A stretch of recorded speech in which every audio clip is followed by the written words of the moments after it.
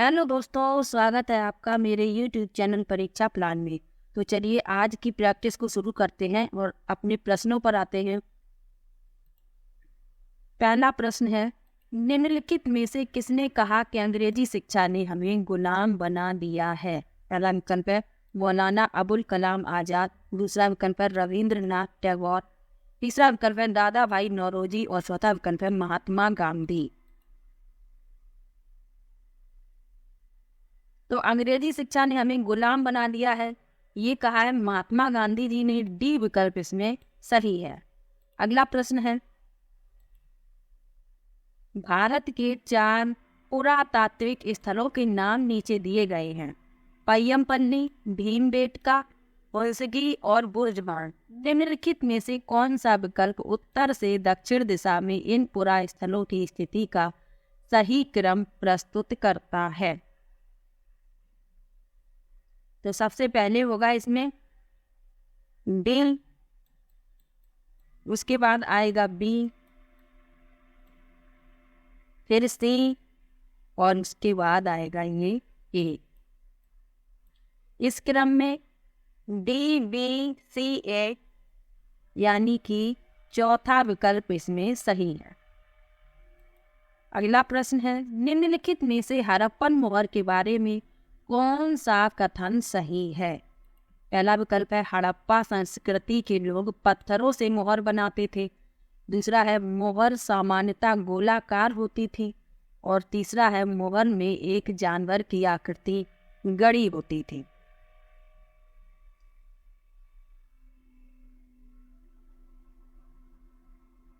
तो इसमें ए सही है, हड़प्पा संस्कृति के लोग पत्थरों की मोहर बनाते थे, ये सही है। मोहर में एक जानवर की आकृति गड़ी होती थी, ए और सी सही है, यानी कि डी विकल्प इसमें सही है। अगला प्रश्न देखते हैं, चोलकालीन कांस्य मूर्तियां लुप्त मोम तकनीक से बनाई जाती थी। इस तकनीक का अनुसरण करते हुए सबसे पहले प्रतिमा बनाने हेतु किस पदार्थ का प्रयोग किया गया था? पहला विकल्प है मिट्टी, दूसरा विकल्प है मोम, तीसरा विकल्प है पिघली हुई धातु और चौथा है पकी मिट्टी, जिसे टेराकोटा कहते हैं। तो इस प्रश्न के लिए बी विकल्प सही है, मोम। अगला प्रश्न है, आर्य समाज की स्थापना किसने की?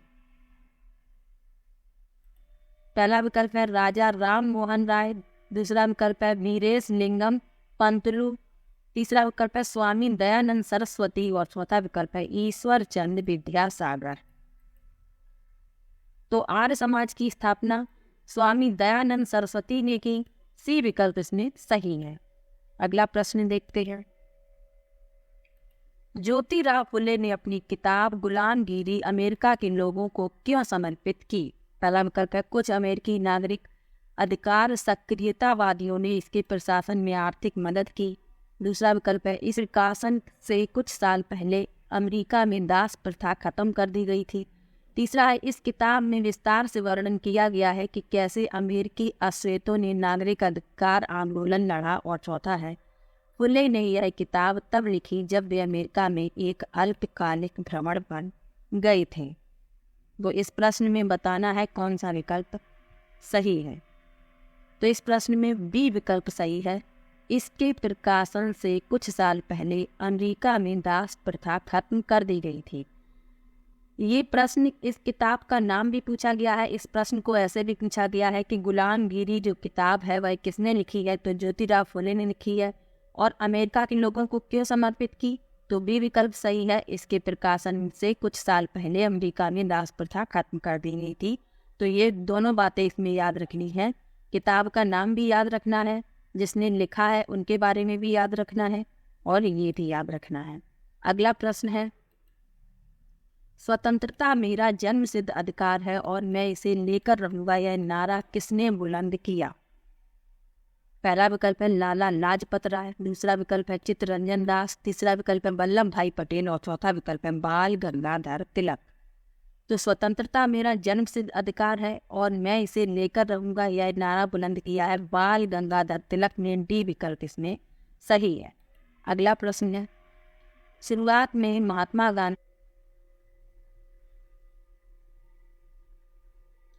शुरुआत में गांधी जी नमक आंदोलन में महिलाओं की भागीदारी के पक्ष में नहीं थे। निम्नलिखित में से किसने उन्हें महिलाओं को आंदोलन में जुड़ने की स्वीकृति देने के लिए मनाया?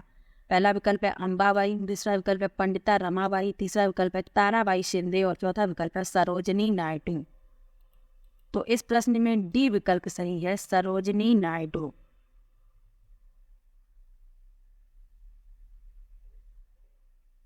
अगला प्रश्न है, निम्नलिखित में से कौन सा संयोजन सही सुमेलित नहीं है? लॉर्ड माउंटबेटन भारत का अंतिम ब्रिटिश वायसराय, सीधी कार्रवाई 15 अगस्त 1946, कांग्रेस का बॉम्बे अधिवेशन जुलाई 1946, बी आर अम्बेडकर भारत के पहले कानून मंत्री। तो इसमें जो गलत है वह बताना है। तो बी गलत है, इसमें सीधी कार्रवाई 15 अगस्त 1946 ये गलत है, क्योंकि प्रत्यक्ष कार्यवाही दिवस 16 अगस्त 1946 को मनाया गया था। इसमें 15 है, इसलिए ये गलत है। अगला प्रश्न देखते हैं, निम्नलिखित परतों में से वायुमंडल की कौन सी परत में उल्कापिंड जल जाते हैं? पहला विकल्प है संताप मंडल, दूसरा है क्षोभ मंडल, तीसरा है वायुमंडल और चौथा है बहिर्मंडल। तो उल्कापिंड जो है वह बहिर्मंडल में जल जाते हैं, डी विकल्प इसमें सही है। अगला प्रश्न देखते हैं, उष्णकटिबंधीय क्षेत्र सबसे अधिक ऊष्मा क्यों प्राप्त करते हैं? पहला विकल्प है क्योंकि उष्णकटिबंधीय क्षेत्र में कम से कम वर्ष में एक बार सूर्य ठीक सिर के ऊपर होता है, दूसरा है क्योंकि पृथ्वी झुकी हुई है, तीसरा है पृथ्वी के घूर्णन के कारण और चौथा है पृथ्वी की परिक्रमा करने के कारण। तो इस प्रश्न के लिए ए विकल्प सही है, क्योंकि उष्णकटिबंधीय क्षेत्र में कम से कम वर्ष में एक बार सूर्य ठीक सिर के ऊपर होता है। ए विकल्प उसमें सही है। अगला प्रश्न है, कौन से शहर स्वर्ण चतुर्भुजी मार्ग द्वारा जुड़े हैं? पहला विकल्प है दिल्ली, कांडला, चेन्नई, कोलकाता, दूसरा विकल्प है दिल्ली, मुंबई, चेन्नई, गुवाहाटी, तीसरा विकल्प है दिल्ली, मुंबई, चेन्नई, कोलकाता और चौथा है चंडीगढ़, कांडला, तूतीकोरडा और गुवाहाटी। तो स्वर्णिम चतुर्भुजी मार्ग द्वारा जुड़े हुए हैं दिल्ली, मुंबई, चेन्नई और कोलकाता। सी विकल्प इसमें सही है। अगला प्रश्न देखते हैं, एशिया में भारत के किस यातायात के साधन का सबसे बड़ा जाल है? पहला विकल्प है सड़क मार्ग, दूसरा है रेल मार्ग, तीसरा है जल मार्ग और चौथा है पाइपलाइन। तो जो सबसे बड़ा यातायात साधन का सबसे बड़ा जाल है वह है रेल मार्ग का, डी विकल्प इसमें सही है। अगला प्रश्न है, दिए गए कथन के लिए सही विकल्प का चयन कीजिए। मानव एक विशेष संसाधन किस कारण है? कौशल, ज्ञान, प्रौद्योगिकी, व्यक्तित्व। अब इसमें बताने हैं कौन से सही है। तो इसमें ए सही है और बी सही है, कौशल और ज्ञान, यानी कि पहला विकल्प इसमें सही है।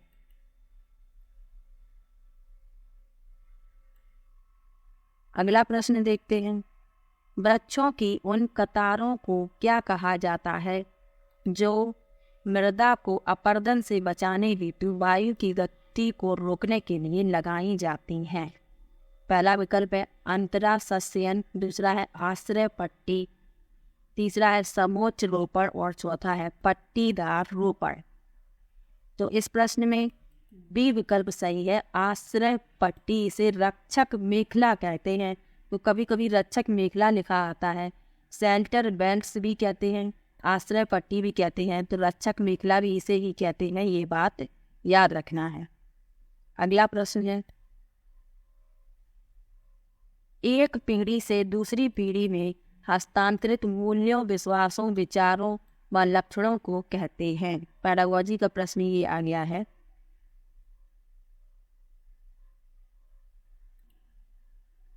पहला विकल्प है रिवाज, दूसरा है नरजातीयता, तीसरा है संस्कृति और चौथा है आत्मसातकरण। तो इसमें सी विकल्प सही होगा, संस्कृति।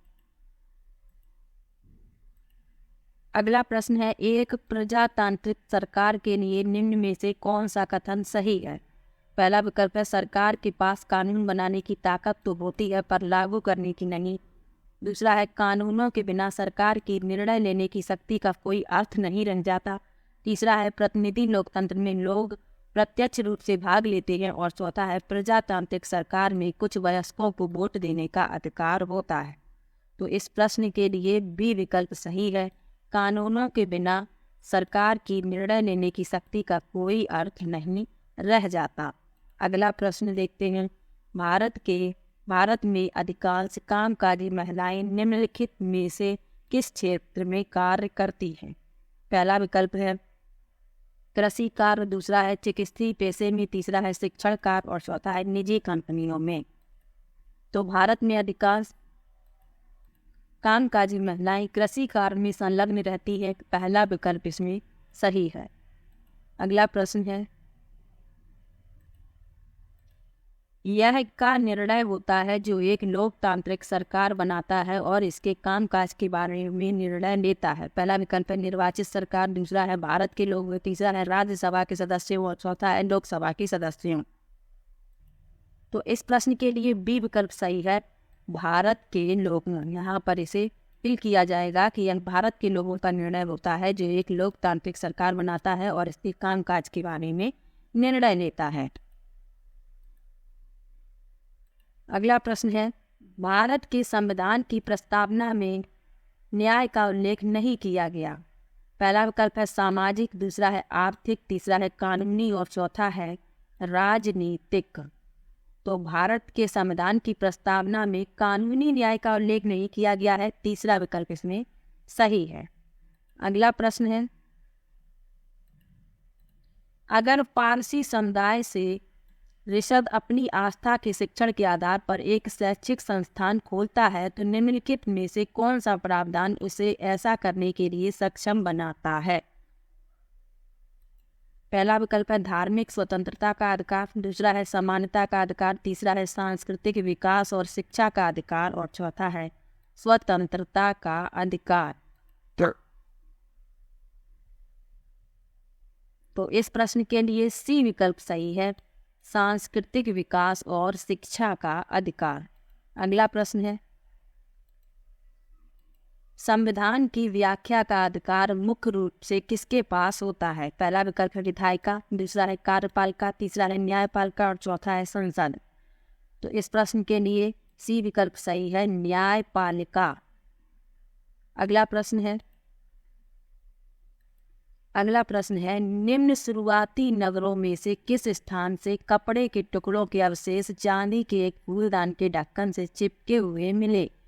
पहला विकल्प है मोहनजोदड़ो, दूसरा विकल्प है हड़प्पा, तीसरा विकल्प है लोथल और चौथा विकल्प है कालीबंगा।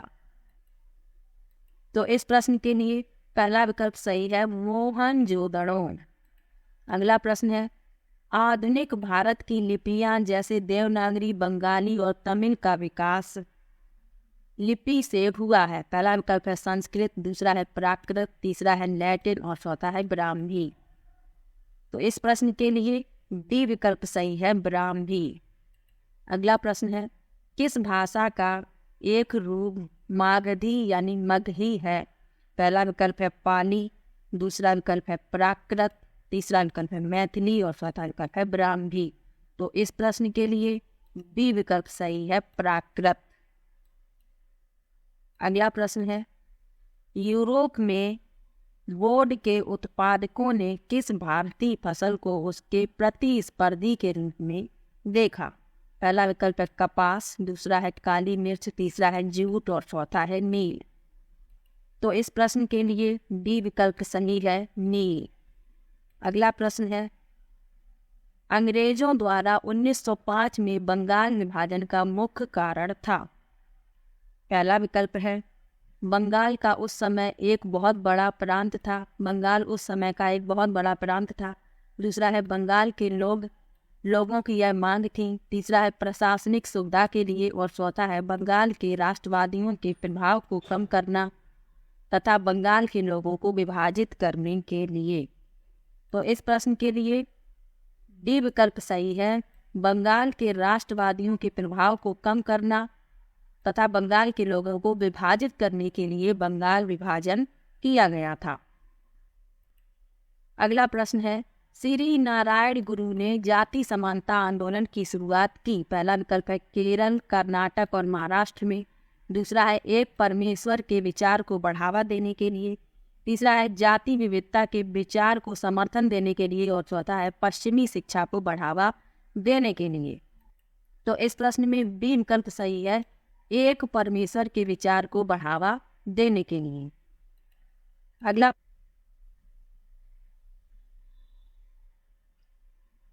वीरेश लिंगम पंतलू एक सुधारक थे। पहला विकल्प है बम्बई प्रेसिडेंसी से आते थे जिन्होंने जातिवाद के विरुद्ध लोगों को लामबंद किया। दूसरा विकल्प है मद्रास प्रेसिडेंसी के तेलुगु भाषी इलाके से आते थे जिन्होंने विधवा विवाह के लिए अभियान चलाया। तीसरा है जिन्होंने आर्य समाज की स्थापना की और चौथा है जिन्होंने ब्रह्मो समाज की स्थापना की। तो इस प्रश्न के लिए बी विकल्प सही है, मद्रास प्रेसिडेंसी के तेलुगु भाषी इलाके से आते थे जिन्होंने विधवा विवाह के लिए अभियान चलाया। अगला प्रश्न है, आखिरी प्रश्न है आज का, निम्न में से कौन सा अन्यों से भिन्न है। पहला विकल्प है सवाना, दूसरा है कंपोस्ट, तीसरा है लानोस और चौथा है प्रेयरी। तो इस प्रश्न में डी विकल्प सही है, प्रेयरी। तो वीडियो कैसा लगा कमेंट बॉक्स में ज़रूर बताइएगा। वीडियो को लाइक, चैनल को सब्सक्राइब करना मत भूलिएगा। मिलते हैं एक और नई वीडियो के साथ, तब तक के लिए बाय बाय।